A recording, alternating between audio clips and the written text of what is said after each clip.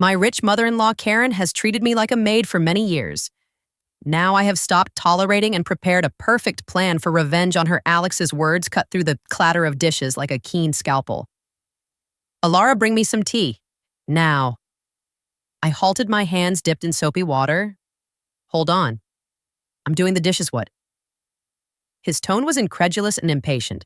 Stop that and bring me the tea right away. Can't you obey simple commands? But I began only to be interrupted. What a useless wife you are.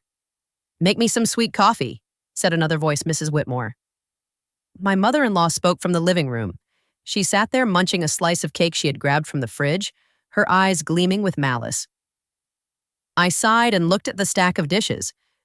There are so many, leave them for later, just do what we say. Useless. Wife Alex's voice hissed, each syllable hurting. I was Ara, a 28-year-old working mother whose life felt more like a jail than a home.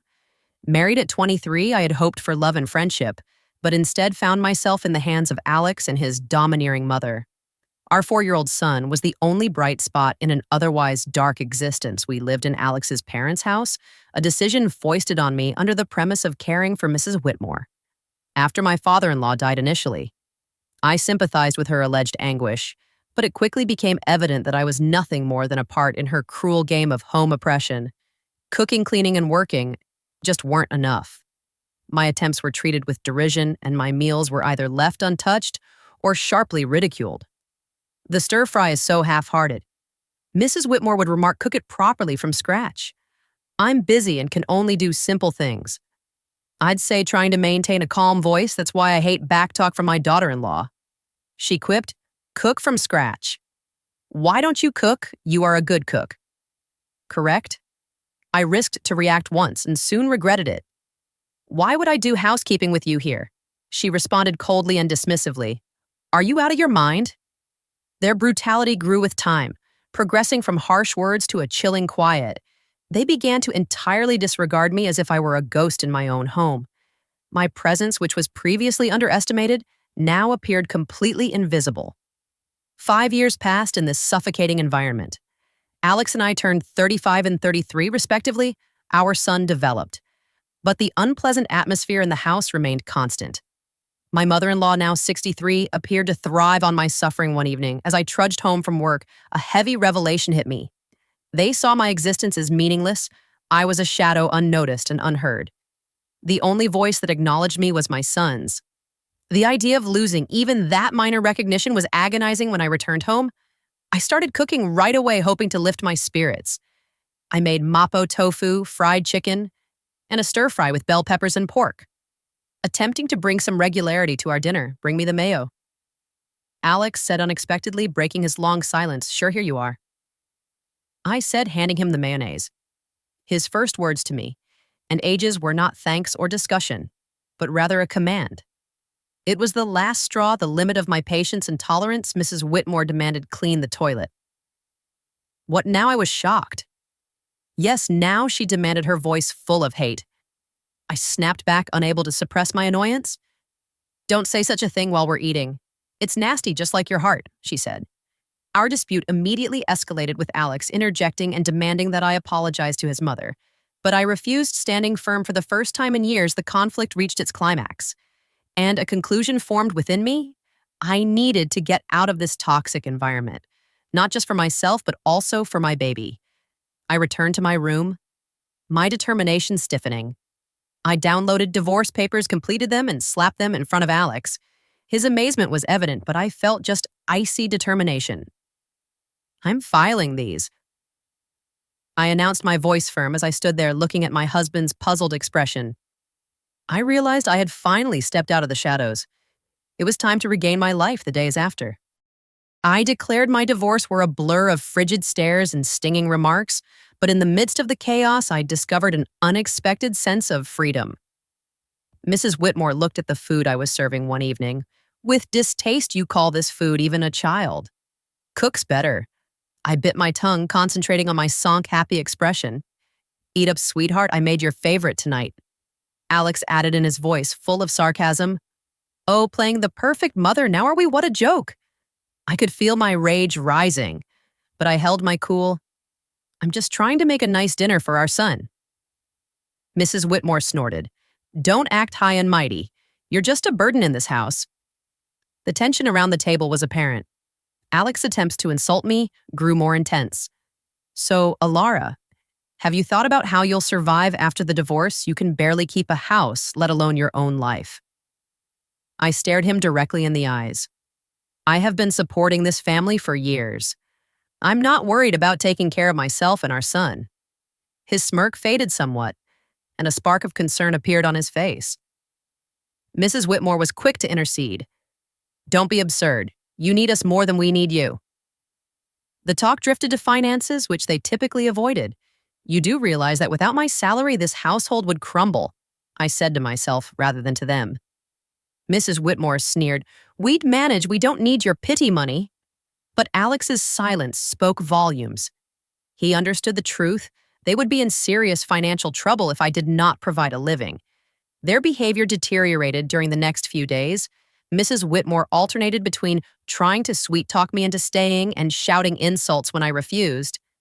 Alex, on the other hand, appeared confused, his AR eroding.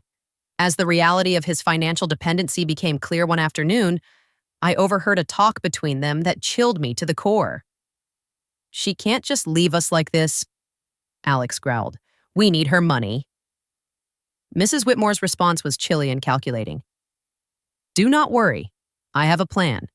We'll make her life so unpleasant that she won't want to leave. Hearing their genuine objectives exposed was a revelation. They did not care about me or our son. It was all about power and wealth that night. As I lay in bed, an idea began to emerge in my head. If they wanted to fight, I'd give them one, but it would not be fought with words or trivial disputes. I'd strike them where it hurts the most, their pride in their pocketbook. The following morning, I began putting my plan into action. I contacted a lawyer, a bright, no-nonsense woman who was highly recommended. I want a divorce and I want to make sure they don't get a penny more than they deserve. I informed the woman. She nodded, her eyes bright with determination. We'll make sure of it. You've been the only breadwinner, correct? We'll make use of that. My resolve got stronger with each passing day. I began documenting everything, insults, financial manipulation, and even little grievances. It was time to turn the tables. It was time to accept the repercussions of their deeds. As I prepared my case, I felt a sense of empowerment for the first time in years.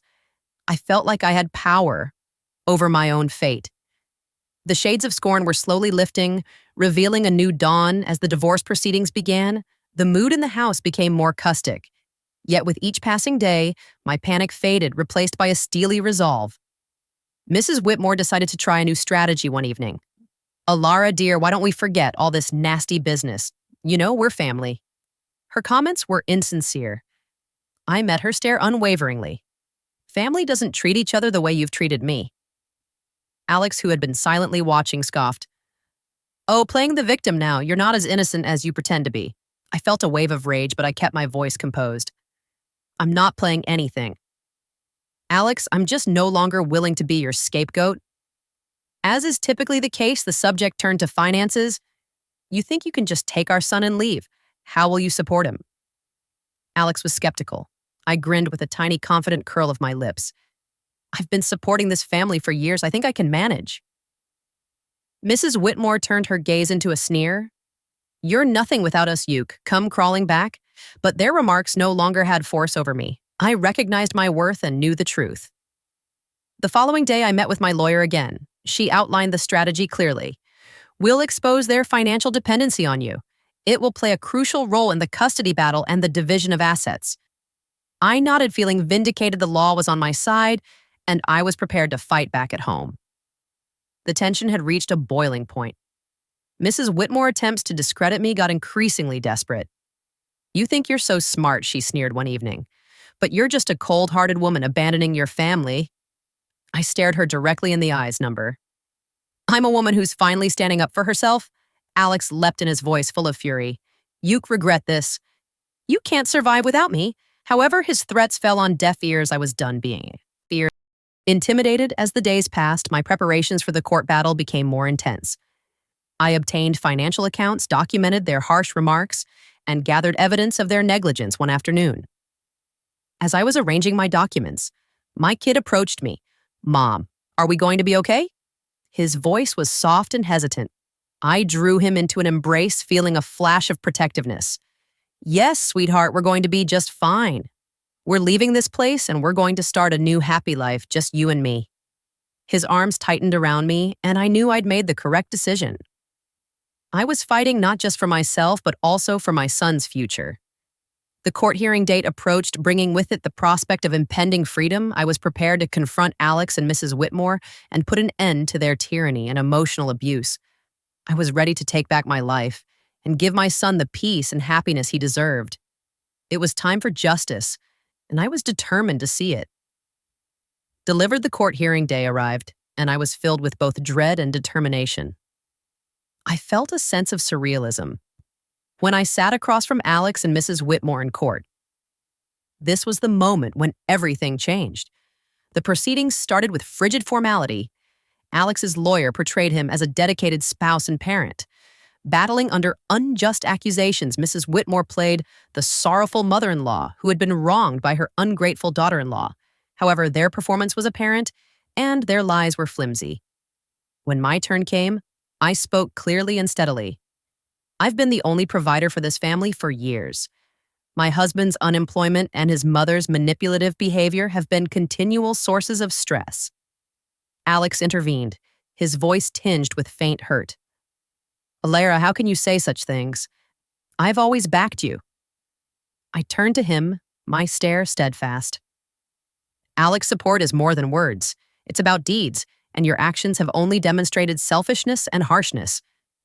The judge listened closely as I presented my evidence, which included financial accounts, audio recordings of their verbal abuse, and testimony from neighbors who witnessed their behavior. The fact was undeniable. As the evidence accumulated, Alex's facade began to collapse. Mrs. Whitmore's poise shattered, and her innocence slipped away. The courtroom was quiet, the air thick with anxiety. Then came the realization that sealed their doom. My lawyer submitted photos and documentation confirming Alex's adultery and Mrs. Whitmore's clandestine affair with Mr. Harwood. A wealthy neighbor murmurs broke out in the courtroom as the photographs of them in compromising postures were shown. Their lie was exposed for all to see. Alex's face became ashen. His eyes wide with surprise. Mrs. Whitmore's face twisted into rage and her hands trembled. You compromised our privacy," she yelled, her voice shrill. I glanced at her, my voice steady yet forceful number. "I revealed the truth which you both had been hiding for far too long." The court shouted for order, but the harm was already done. Their credibility was shattered, and their lies were revealed in the bright light of the courtroom. As the session concluded, the judge's conclusion was apparent. I was given full custody of our son, and a fair distribution of assets was ordered. Alex and Mrs. Whitmore were left with just their destroyed reputations walking out of the courtroom. I felt a weight lifted from my shoulders. The years of deception and emotional assault had finally ended. I had confronted my oppressors and emerged victorious, but the finest moment was when my son raced into my arms outside the courthouse, his face beaming with relief and joy. "We did it, Mom," he exclaimed, his voice full of delight. "Yes, we did," I said, holding him close. "We're free now. This is only the beginning for us," as we walked away hand in hand. I realized this was more than simply a personal win. It was a victory for everybody who has ever been made to feel little, helpless, or unworthy. It represented a victory for truth and justice. It was the beginning of a new chapter, one full of optimism and the promise of a better future. The court verdict had an immediate and chaotic impact. The story of Alex and Mrs. Whitmore's deception spread like wildfire, ruining their reputations in our little neighborhood. They could no longer hide behind their facade of respectability. In the days following the verdict, I concentrated on rebuilding my life with my kid. But I couldn't deny the gratification of knowing Alex and Mrs. Whitmore were facing the repercussions of their decisions one evening. As I was making dinner, I had an unexpected visitor, Mrs. Harwood. Mr. Harwood's wife appeared, her eyes crimson from unshed tears. "Alara, I've heard. Tears, Alara. About everything. I can't believe what Sylvia, Mrs. Whitmore, did," she exclaimed, her voice breaking. I invited her in and offered a cup of tea. As we sat at the kitchen table, she expressed her sadness. I trusted her as a neighbor and friend, and to think she was having an affair with my husband. Her voice trembled. So I listened and offered words of comfort. Mrs. Whitmore's actions had clearly caused far more damage than she had planned the next day. I saw Alex in town. He was a shell of his former self, his arrogance replaced with a defeated expression. "Alara, please, can we speak?" He asked, his voice barely above a whisper. I paused facing him. "What's there to talk about, Alex?" He fidgeted, unwilling to meet my gaze. I apologize for everything I didn't understand, how much I relied on you and your strength." His apologies, however late, reflected the shift in power he had lost. Everything, his dignity, his home, and his family, and in that loss, he had finally admitted his own flaws. Mrs. Whitmore, however, received the greatest criticism. Her affair with Mr. Harwood had not only wrecked her reputation, but also resulted in legal problems. Mrs. Harwood sought a divorce and sued her for alienation of affection. I learned of Mrs. Whitmore's dilemma from neighbors' whispers, and tales depicted a lady undone by her own acts. She had become an outsider, rejected by individuals she had previously considered friends. I saw her at the grocery store one day, hurrying through the aisles with downcast eyes. Our paths touched, and for a brief moment our eyes met. The sight of hatred and defeat in her eyes was undeniable. "You did this to me," she said under her breath as she walked by. I watched Sylvia leave, her figure slowly fading as she hurried away. Her eyes filled with resentment. I felt a strange mix of pity for her and vindication for myself. "No, Sylvia," I whispered under my breath. "You did this to yourself." The tides of justice had finally shifted everything they had done to me. All the lies, the manipulation, the emotional torment had come full circle. The consequences of their actions were now irreversible. I could see them struggling, living in the aftermath of the deceit they had carefully cultivated over the years. Their false facade had shattered, and now they were forced to face the reality of what they had become. As I watched them suffer through the consequences of their own making, I felt a sense of calm satisfaction. But it wasn't just about them getting what they deserved. The real reward was in the freedom I had gained, the best form of retribution. I realized IIED was not in revenge, but in living a life full of peace and strength, free from the toxicity and harmful influence they had cast upon me for so long. My focus shifted back to what truly mattered, the future I was building with my son. We were free now. Free from the prison they had trapped me in for all those years I had broken free, and now I was living the life I'd always dreamed of. This wasn't just a story of revenge or victory. It was a story of liberation. It was a powerful testament to my strength and resilience. I had taken control of my destiny, broken the chains of abuse, and freed myself from the tyranny of their manipulation. As I looked ahead, I knew that the future was bright and the best was yet to come. I was no longer a prisoner to their cruelty. I was free, and the world was mine to conquer. Thank you for watching. If you haven't subscribed yet, please do so and hit the notification bell to stay updated with more shocking real-life stories happening around you.